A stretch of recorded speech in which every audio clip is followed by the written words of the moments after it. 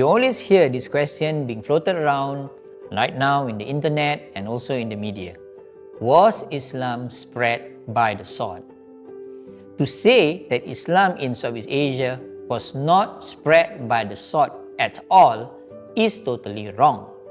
Islam was partly spread by the force of the military and by the conquest of many non-Muslim lands by the sultanates of Islam that was there. The Aceh, the Malaccan, the Perak, Bruneian, and Patani sultanates were major forces in the Muslim world in Southeast Asia that spread Islam by way of what we know today as the sword or through military means. Still, it is not true that Islam in Southeast Asia was solely spread by the sword. If indeed it was spread only by way of force, Muslims or non-Muslims in this part of the world would not have accepted the religion en masse in the numbers that you see today. What actually happened was that Islam in Southeast Asia was mostly spread through subtle, soft, as well as peaceful means. It was spread through the work of people who integrated with the local community, identified themselves with the local community,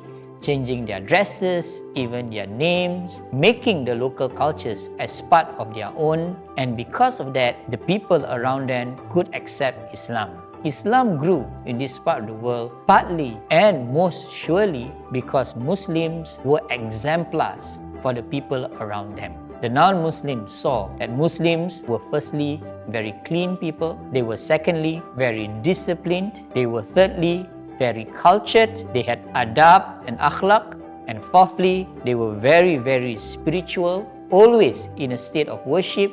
If people in the past prayed only once a day, Muslims prayed 5 times a day and do extra within it. And perhaps more crucially, Muslims were people who helped other people.